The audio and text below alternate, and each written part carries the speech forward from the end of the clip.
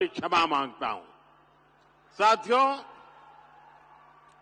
बिहार वो धरती है जिसने सदियों तक देश का नेतृत्व किया है।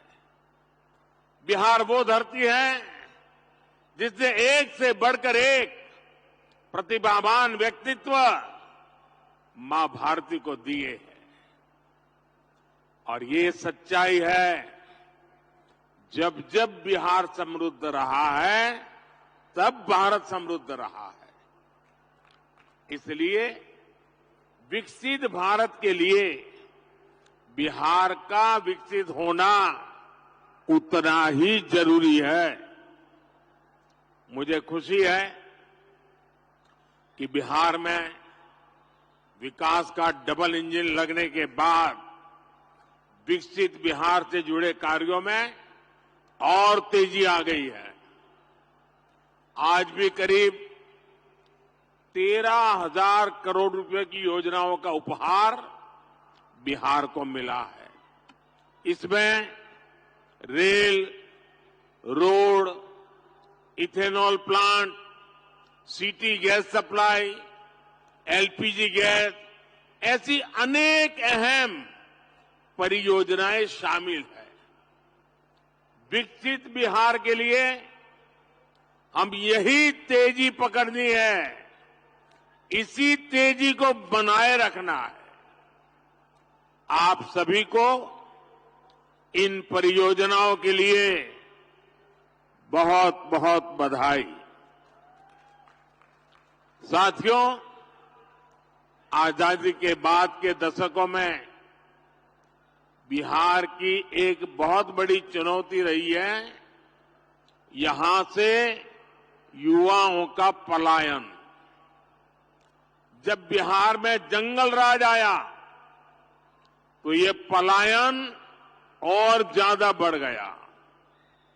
जंगल राज लाने वाले लोगों ने सिर्फ और सिर्फ अपने परिवार की चिंता की, बिहार के लाखों बच्चों का भविष्य दांव पर लगा दिया।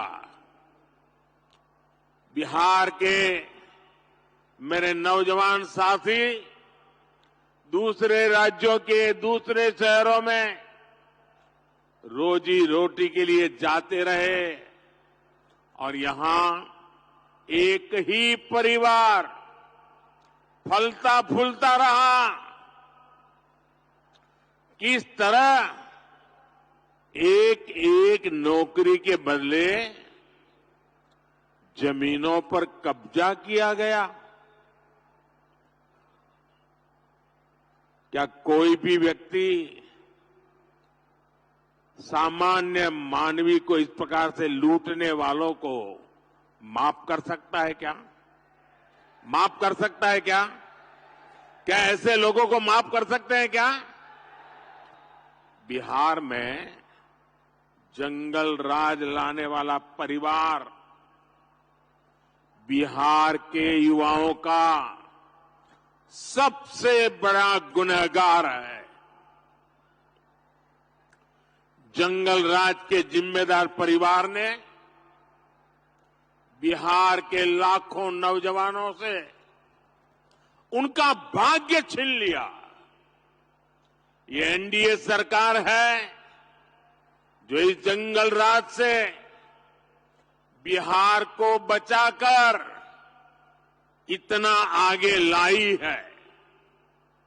साथियों, एनडीए की डबल इंजन सरकार का प्रयास है कि बिहार के युवा को यहीं बिहार में नौकरी मिले, यहीं बिहार में रोजगार मिले। आज जिन हजारों करोड़ रुपयों की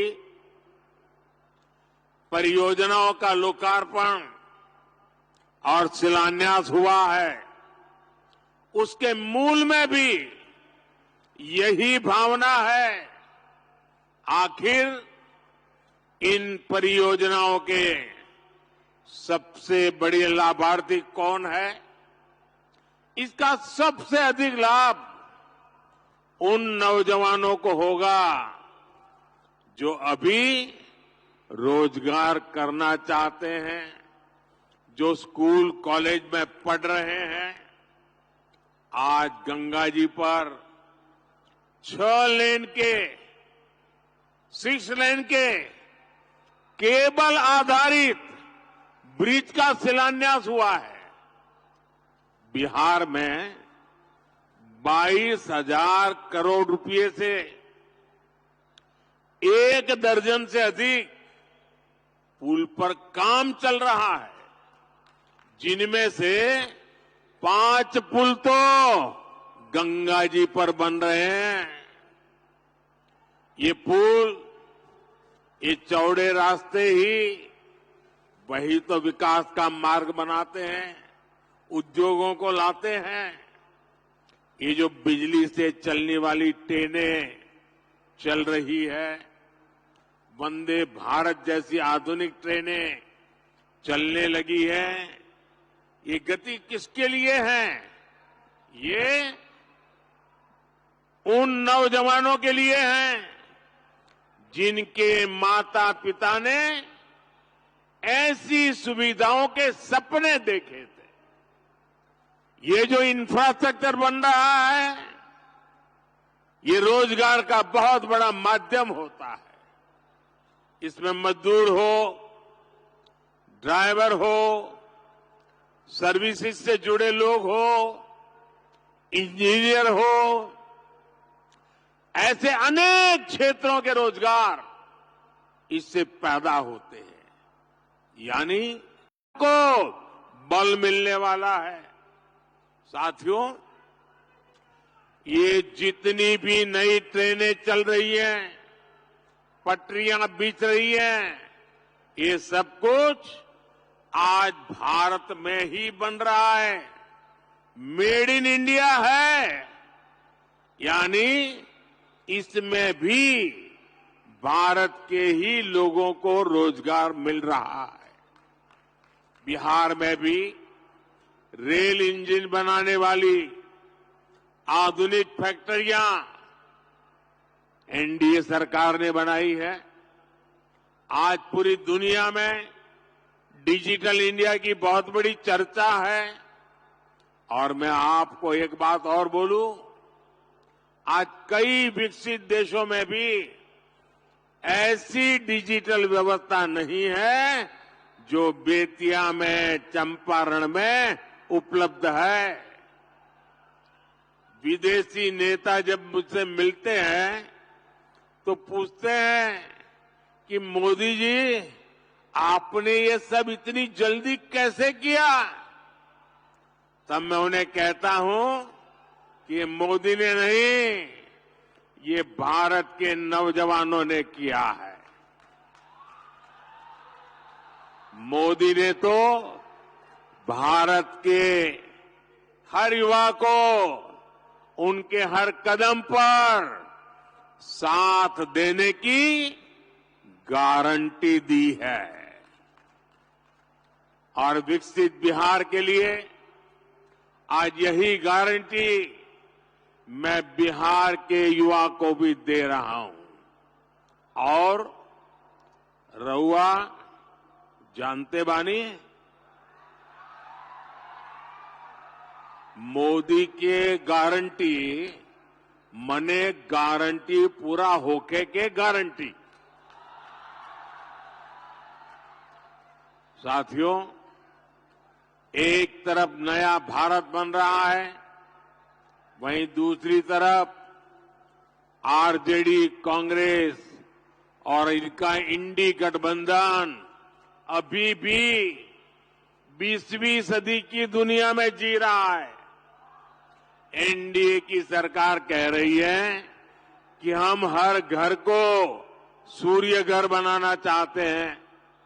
हम चाहते हैं कि हर घर की छत पर सोलर प्लांट हो, उससे वो घर भी कमाए और उसे बिजली भी मुफ्त मिले। लेकिन इंडी गठबंधन अभी भी लालटेन की लौ के ही भरोसे जी रही है। जब तक बिहार में लालटेन का राज रहा तब तक सिर्फ एक ही परिवार की गरीबी मिटी, एक ही परिवार समृद्ध हुआ। साथियों, आज जब मोदी ये सच्चाई बताता है तो ये मोदी को गाली देते हैं। भ्रष्टाचारियों से भरे इंडी गठबंधन का सबसे बड़ा मुद्दा है मोदी का परिवार नहीं है। ये लोग कहते हैं कि इंडी गठबंधन के परिवारवादी नेताओं को लूटने का लाइसेंस मिलना चाहिए। क्या लूटने का लाइसेंस मिलना चाहिए? क्या मिलना चाहिए? क्या आज भारत रत्न कर्पूरी ठाकुर जी अगर होते तो ये उनसे भी यही सवाल पूछते जो मोदी से पूछ रहे हैं। परिवारवाद और भ्रष्टाचार के कट्टर समर्थक ये आज पूज्य बापू जेपी लोहिया बाबा साहब आंबेडकर को भी कटघरे में खड़ा करते। इन्होंने भी तो अपने परिवार को बढ़ावा नहीं दिया बल्कि देश के हर परिवार के लिए जीवन खपा दिया। साथियों, आपके सामने वो व्यक्ति है जिसने बहुत छोटी आयु में घर छोड़ दिया था। बिहार का कोई भी व्यक्ति किसी भी राज्य में रहे लेकिन छठ पूजा पर, दिवाली पर घर जरूर लौटता है। लेकिन वे मोदी जिसने बचपन में ही घर छोड़ दिया, मेरा कौन सा घर है जहां मैं लौटूं? मेरे लिए तो पूरा भारत ही मेरा घर है, हर भारतवासी मेरा परिवार है। इसलिए आज हर भारतीय कह रहा है, हर गरीब, हर नौजवान कह रहा है, मैं हूं मोदी का परिवार, मैं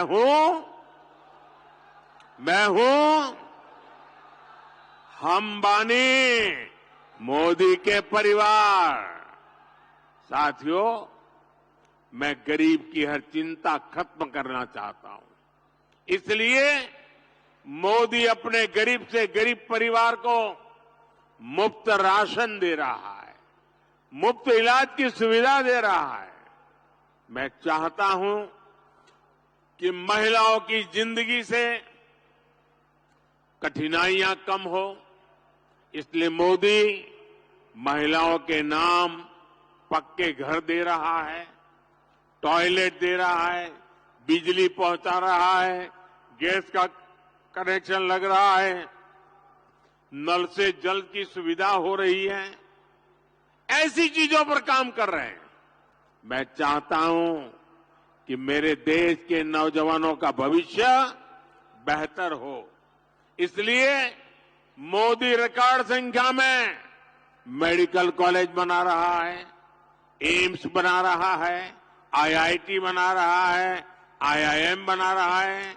ऐसे आधुनिक शिक्षण संस्थान मेरे नौजवानों के भविष्य के लिए बना रहा है। मैं चाहता हूं मेरे देश के किसानों की आय बढ़े, वो और सशक्त हो। इसलिए मोदी अपने अन्नदाता परिवार को ऊर्जादाता और उर्वरक दाता बना रहा है। आज बिहार समेत देश भर में इथेनॉल के प्लांट लगाए जा रहे हैं। कोशिश यही है कि गन्ना किसानों, धान किसानों की उपज से देश में गाड़ियां भी चले और किसानों की कमाई भी बढ़े। कुछ दिन पहले ही एनडीए सरकार ने गन्ने की खरीद का दाम 340 रुपये प्रति क्विंटल कर दिया है। कुछ दिन पहले ही एनडीए सरकार ने दुनिया की सबसे बड़ी अनाज भंडारण योजना शुरू की है। इसके तहत देश में, बिहार में हजारों गोदाम बनाए जाएंगे। बिहार के मेरे छोटे छोटे किसान परिवारों का जीवन आसान हो, इसके लिए पीएम किसान सम्मान निधि के तहत भी उन्हें हजारों करोड़ रुपए की मदद दी गई है।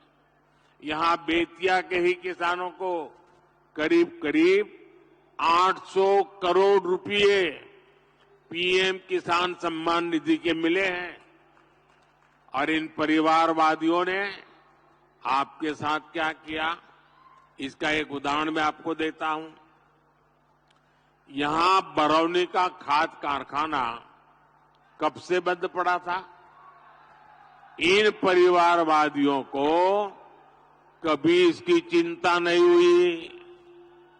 मोदी ने किसानों को, मजदूरों को इसे फिर से शुरू करवाने की गारंटी दी थी। आज ये खाद कारखाना अपनी सेवा दे रहा है और नौजवानों को रोजगार भी दे रहा है। और इसलिए ही लोग कहते हैं मोदी की गारंटी यानी गारंटी पूरा होने की गारंटी। साथियों, चुनाव में ये जो इंडी गठबंधन वाले हैं ना, उनको पता है अब वो कहीं के रहने वाले नहीं हैं और अपनी हार तय देख इंडी गठबंधन के निशाने पर खुद भगवान राम भी आ गए हैं। यहां बेतिया में मां सीता की अनुभूति है, लव कुश की अनुभूति है। इंडी गठबंधन के लोग जिस तरह प्रभु श्री राम और राम मंदिर के विरुद्ध बातें बोल रहे हैं, ये पूरे बिहार के लोग देख रहे हैं। और बिहार के लोग ये भी देख रहे हैं कि भगवान श्री राम का अपमान करने वालों का साथ कौन दे रहा है। यही परिवारवादी हैं जिन्होंने दशकों तक राम लला को टेंट में रखा। यही परिवारवादी है जिन्होंने राम मंदिर न बने इसके लिए जी तोड़ कोशिश की। आज भारत अपनी विरासत, अपनी संस्कृति का सम्मान कर रहा है, तो इन लोगों को इसकी भी परेशानी हो रही है। साथियों, ये क्षेत्र प्रकृति प्रेमी थारू जनजाति का क्षेत्र है। थारू समाज में प्रकृति के साथ प्रगति की जो जीवन शैली हम देखते हैं, वो हम सबके लिए सबक है। आज अगर भारत प्रकृति की रक्षा करते हुए विकास कर रहा है, तो इसके पीछे थारू जैसी जनजाति की भी प्रेरणा है। इसीलिए तो मैं कहता हूं कि विकसित भारत के निर्माण के लिए सबका प्रयास चाहिए, सबकी प्रेरणा चाहिए, सबकी सीख चाहिए। लेकिन इसके लिए एनडीए सरकार का 400 पार होना उतना ही आज जरूरी है कि नहीं है? कितना देश को तीसरी सबसे बड़ी अर्थव्यवस्था बनाने के लिए एनडीए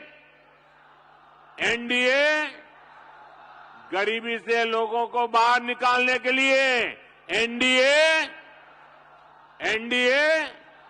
युवाओं को रोजगार के नए अवसर देने के लिए एनडीए गरीबों को पक्के घर देने के लिए एनडीए 1 करोड़ घरों में सोलर पैनल लगाने के लिए एनडीए 3 करोड़ लखपति दीदी बनाने के लिए एनडीए देश के कोने कोने में वंदे भारत ट्रेन चलाने के लिए,